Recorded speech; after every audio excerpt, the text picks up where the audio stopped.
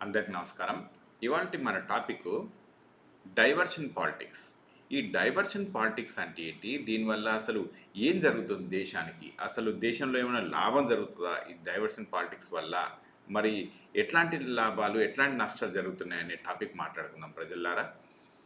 ఈ diversion politics అంటే ఏంటి అంటే మీకు చూపిస్తా చూడండి. ఇటు చూడండి. చాలా క్లీన్‌గా చూడండి ఈ వీడియోని. ఎందుకంటే ఇది చాలా ఇంపార్టెంట్ వీడియో.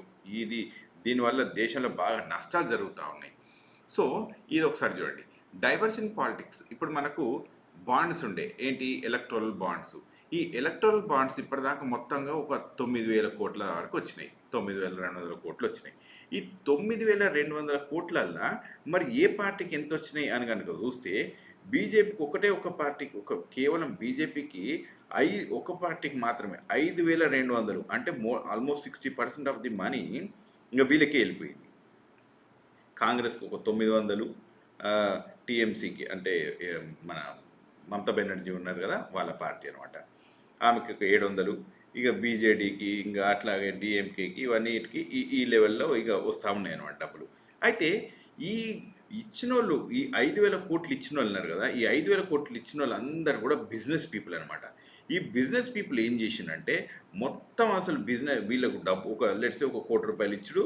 ఇంక దాని నుంచి ఏదో ప్రాజెక్టులు తీసుకోవడం ముందటికి వెళ్ళిపోవడం. ఇప్పుడు మన దగ్గర మెగా ఇంజినీరింగ్ ఉంది కదా! వాళ్ళు ఏకంగా ఎన్నో వందల కోట్లే ఇచ్చిండ్రు వాళ్ళు. చాలా ఎక్కువ డబ్బులు ఇచ్చిండ్రు. One of the highest paid people ఆళ్ళు. రైట్? ఇక ఇట్లాగే ఇంక మిగతా ఎవరిని చూసుకున్నా కూడా అదానిని చూసుకున్నా కూడా అట్నే ఉన్నాయి. ఇంక మిగతా ఫార్మా కంపెనీస్ అట్నే ఉన్నాయి. దీనిపైన నేను ఇంతకంటే ముందు ఒక వీడియో చేసిన. అయితే అది చూస్తే చూడండి మీరు. అయితే ఇదేంటంటే ఇగో ఇట్లా ఈ కంపెనీస్ అన్నీ కూడా ఎలక్టోరల్ బాండ్స్ ఇచ్చినాయన్నమాట. ఎవరికి? ఎలక్టోరల్ బాండ్స్‌కు ఎవరు ఎప్పుడన్నా ఇచ్చుకోవచ్చు అనేది ఒక కాన్సెప్ట్ ఉంటది. దాని ప్రకారం ఇచ్చుకున్నారు. ఓకే. డన్. ఆడదాకా మనకి ఎట్లాంటి ప్రాబ్లమ్ లేదు. ఇచ్చుకున్నారు ఎవరికి ఇయ్యాలనుకుంటారో. అది ఆ లెక్క ప్రకారం ఇచ్చుకున్నారు. కానీ ఇక్కడ ఏమైందంటే ఎలక్టోరల్ బాండ్స్ ఇచ్చుడు, దాని నుంచి ఒక ప్రాజెక్టులు తీసుకుంటూ ఒక నాసి రకమైన డ్రగ్ రిలీజ్ చేసుడు ఇట్లాంటియే జరిగినాయన్నమాట. ఇట్లాంటివి జరిగి దేశానికి ఎంతో నష్టం జరిగింది. అయితే ఇది జరిగినప్పుడు ఇగో ఇక్కడ చూపిస్తది సుప్రీంకోర్టు ఒక స్టేట్మెంట్ ఇచ్చింది. ఎలక్ట్రల్ బాండ్స్ ఇవి తప్పు. ఇందులో అవకతవకలు జరిగినాయి అని చెప్తే, అప్పుడు బీజేపీ వాళ్ళు ఏం చేసిండ్రు ఇది జస్ట్ ఎలక్షన్స్ కంటే కొద్ది రోజులు ముంగటనమాట. ఏం చేసిండ్రంటే ఇగో చూడండి. Katchatheevu island BJP's washing machine electoral bonds. ఈ ఎలక్ట్రల్ బాండ్స్‌కి వాషింగ్ మెషిన్ లాగా ఇగో కచ్చతెరువు అని తీసుకొచ్చిండ్రు.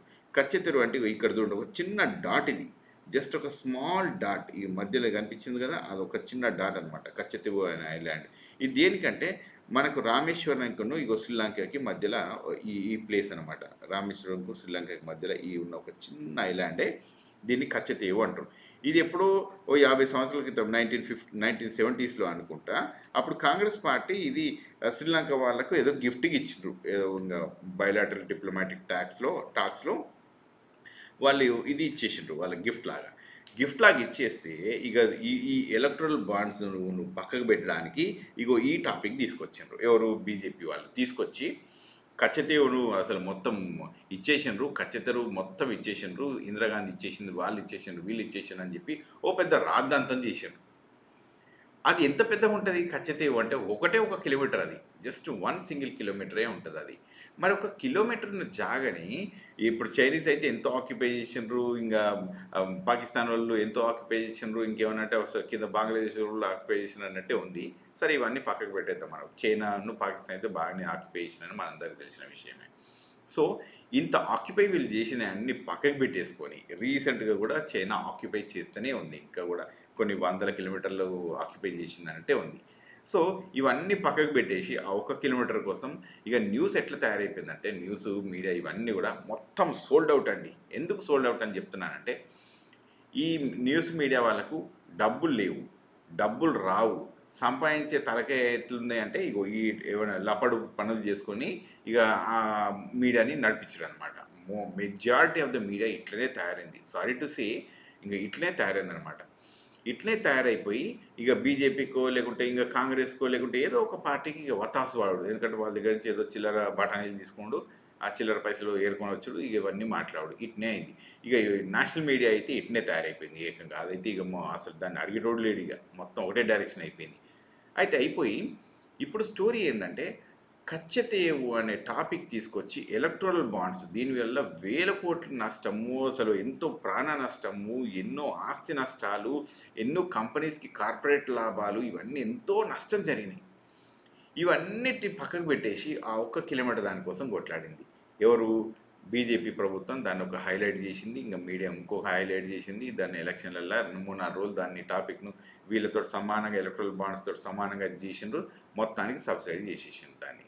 ఓకే, సో ఇది డైవర్షన్ పాలిటిక్స్. దీనివల్ల ఏమవుతుందంటే అసలు జరగాల్సిన డ్యామేజ్ జరగకుండా అసలు జరిగిన అన్యాయాన్ని పక్కకు పెట్టేసుకొని ఒక ఎంప్లాయ్మెంట్ లేదు, ఒక ఎడ్యుకేషన్ లేదు, ఒక ఫార్మర్స్ టాపిక్ను మాట్లాడలేదు, ఒక మణిపూర్ టాపిక్ లేవు, ఇవన్నీ సైడ్కి జరిపినాయి ఎలక్షన్లల్లో. కచ్చతీవుని తీసుకొచ్చిండ్రు, 4 రోజులు దాంతో బిజినెస్ చేసిండ్రు, మొత్తానికి ఓట్లు సాధించిండ్రు. సో ఇది మనందరికి తెలియాల్సిన విషయం. ఒక టాపిక్ ఎవరన్నా చెప్తుండ్రు, ఒక పార్టీ ఒక నరేషన్ ఇస్తుందంటే అందులో నీతి, నిజాయితీ, న్యాయం దేశానికి ఎంత పనిచేస్తుంది అనేది మనం కొంత ఆలోచించాల్సిన అవసరం ఉంది అన్న ఉద్దేశంతో నేను ఈ వీడియో చేస్తున్నాను ప్రజలారా. ఇది ఇక్కడ అయిపోలేదు, నెక్స్ట్ మళ్ళీ చూపిస్తాను చూడండి. కొంచెం కిందికి పోదాం. ఇది ఒక టైప్ ఆఫ్ ఎలక్ట్రల్ పాలిటిక్స్. అయితే ఇంకో రెండో ఎలక్ట్రల్ పాలిటిక్స్ ఇద్దాం చూడండి.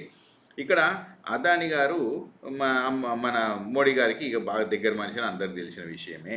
అయితే ఏమైందంటే అదానీని ఈయన బ్రైబ్స్ చేసిండు, అంటే డబ్బులు లంచాలు ఇచ్చిండు అని చెప్పి అమెరికన్ ఏజెన్సీస్ అనుకొని వాళ్ళు ఇగో ఈయన మీద ఇండిక్షన్ ఒకటి పంపించారు. అంటే ఒక కేసు ఫైల్ చేసిండు అనుకోవచ్చు, సింపుల్ వర్డ్స్లో మనం చెప్పుకోవాలంటే. ఓకే, ఇంకా ఈయన కనుక ఎప్పుడైనా అమెరికాలో అడుగు పెడితే జైలు వేసేస్తాం అన్నట్టే ఉంటుంది ఇది. ఎందుకంటే ఈయన బ్రైబ్స్ ఇచ్చుకొని కాంట్రాక్టులు తీసుకున్నాను ఉద్దేశంతో.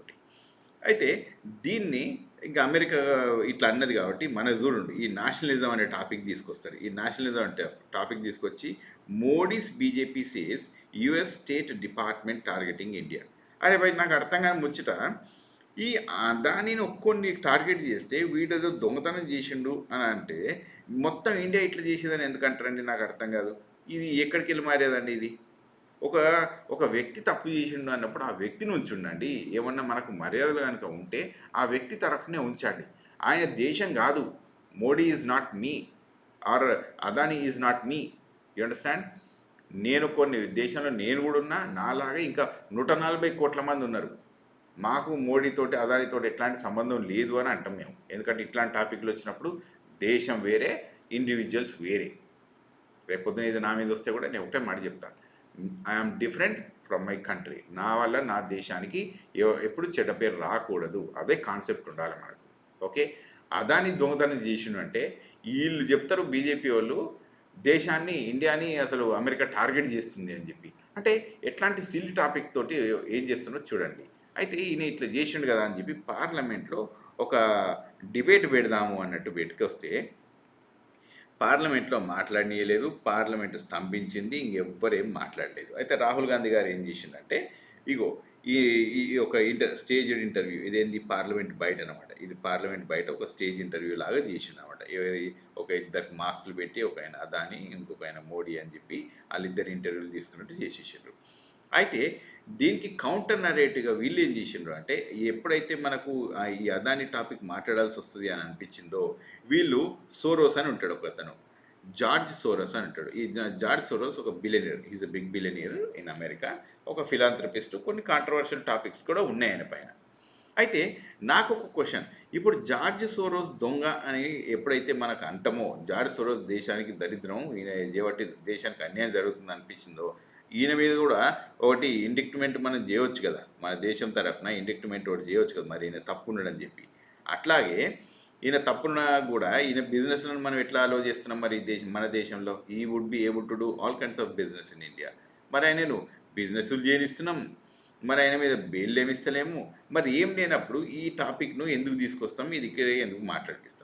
అయితే ఇక్కడ ఇద్దరు కూడా ఇద్దరు దొందే. మనం ఇప్పుడు రాహుల్ గాంధీ అనొద్దు, మనం మోడీ అనొద్దు, ఇద్దరు దొందే. ఎందుకు అంటే ఈయనే ఈ ట్రాన్స్పరెంట్గా ఉండొచ్చు కదా. సరే ఇగో బై, మన ఫస్ట్ ఈ టాపిక్ అనుకున్నాం కదా, ఈ టాపిక్ మాట్లాడదాం, తర్వాత ఈ టాపిక్ మాట్లాడదాం అని చెప్పి ఒక అకౌంటబిలిటీ, ఒక క్రెడిబిలిటీ తీసుకొని, లేకుంటే ఒక అడుగు ముందుకేసి ఇవి నేను చేస్తాను దేశం తరఫున అని చెప్పి ఈయన చేసిన దాఖలాలనేయా రాహుల్ గాంధీ గారు? లేదు. అట్లాగే మరి మోడీ ఏమైనా చేసిండా అంటే ఇద్దరు లేదు. ఈయన నువ్వు అసలు నేను ఏదో ఉంటుంది చూసినావా, నువ్వు ఇచ్చినట్టు చేయి నేను ఏడ్చినట్టు చేస్తా అని. ఇగో వీళ్ళిద్దరు ఈ టాపిక్లనే ఉన్నారు తప్ప వీళ్ళు దేశానికి ఏం చేస్తలేరు.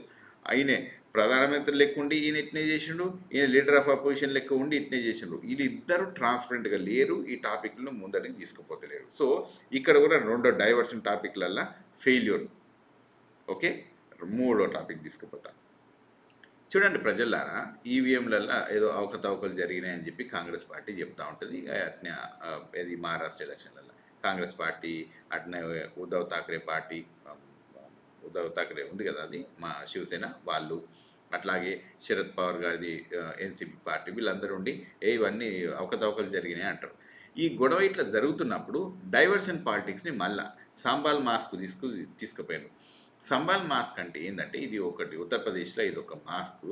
ఇక దీని కింద ఏదో శివలింగం ఒకటి ఉంది అని చెప్పి దీని మీద ఒక కేసు వేసేసి ఈ కేసును తీసుకుపోయి కోర్టుకు తీసుకుపోతే, ఇది లోవర్ కోర్ట్ అనమాట ఈ కేసు ఫైల్ చేసింది.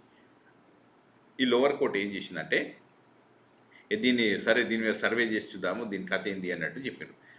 అసలు టాపిక్ ఈవీఎం, ఈ టాపిక్ మాట్లాడాలి. ఈ టాపిక్ నుంచి దేశం టాపిక్ అంతా తీసుకుపోయి ఈడికి పెట్టారు బీజేపీ వాళ్ళు. అసలు కాంగ్రెస్ వాళ్ళు చేసిన టాపిక్ ఇది, బీజేపీ చేసిన టాపిక్ ఇది. అంటే డైవర్షన్ పాలిటిక్స్. డైవర్షన్ పాలిటిక్స్లో దేశానికి ఏం లాభమో ఎవరికన్నా చెప్పండి ప్రజలారా.